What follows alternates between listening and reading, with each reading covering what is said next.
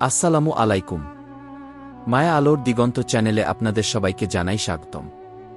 আজ আপনাদের শিশু নবীর কাহিনী শোনাব, যা শিক্ষামূলক ও ইসলামিক শিশুদের জন্য উপযোগী। তো দেরি না করে শুরু করা যাক। গল্পের নাম শিশু নবীর কাহিনী। গল্পের শুরু। অনেক অনেক বছর আগে মরুভূমির মাঝখানে একটি শহর ছিল। শহরটির নাম ছিল মক্কা।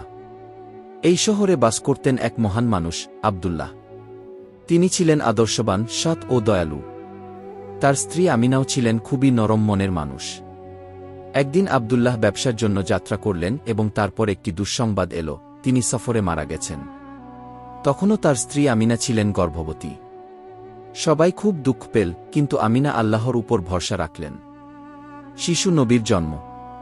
এক চাঁদনী রাত, যখন আকাশ ছিল একদম পরিষ্কার, তখন আমিনার কোল জুড়ে এলো এক পবিত্র শিশু। তার নাম রাখা হল মুহাম্মদ সাল্লাল্লাহু আলাইহি ওয়াসাল্লাম। সারা মক্কায় আনন্দ ছড়িয়ে পড়ল। কেউ জানত না যে এই ছোট শিশু একদিন হবে সর্বশেষ নবী। শিশুকালে করুণা ও ভালোবাসা। শিশু মুহাম্মদ শাহ কে দুধ পান করানোর জন্য নিয়ে যাওয়া হল এক দয়ালু মহিলা হালিমা সাদিয়ার কাছে।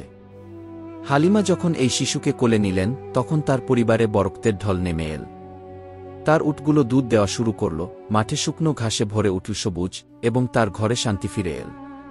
হালিমা বুঝলেন এই শিশু অন্য সবার মতো নয়, আলাদা কিছু আছে তার মাঝে।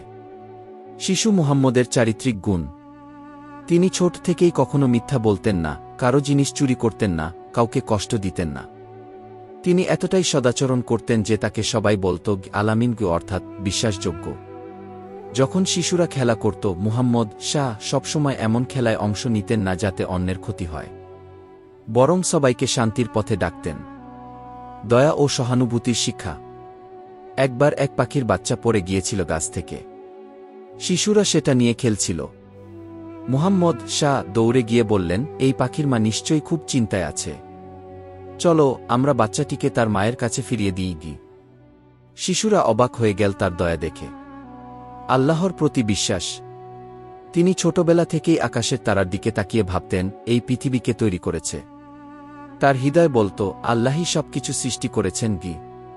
তিনি মূর্তি পূজার ঘোর বিরোধী ছিলেন, কারণ তিনি জানতেন প্রকৃত উপাস্য একমাত্র আল্লাহ। শেষ অংশ।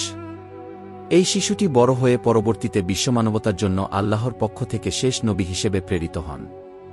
তিনি আমাদের শিখিয়েছেন সততা, দয়া, সহানুভূতি এবং সঠিক পথে চলা। তার পুরো জীবন আমাদের জন্য এক উজ্জ্বল আদর্শ। গল্পের শিক্ষা। সবসময় সত্য বলা উচিত। ছোটবেলা থেকেই আল্লাহর প্রতি ভালোবাসা ও বিশ্বাস গড়ে তুলতে হয়। অন্য প্রাণীর প্রতি দয়া করা ইসলামের বড় শিক্ষা। দুঃখের মাঝেও ধৈর্য রাখা একজন প্রকৃত মুমিনের গুণ। যদি গল্পটি ভালো লেগে থাকে, অনুগ্রহ করে লাইক দিন, সাবস্ক্রাইব করুন এবং আপনার মতামত শেয়ার করুন। আপনার একটি মন্তব্য আমাদের জন্য অনেক মূল্যবান। ভবিষ্যতে আপনি কোনো গল্প শুনতে চান, জানাতে ভুলবেন না। আসসালামু আলাইকুম ওয়া রাহমাতুল্লাহ।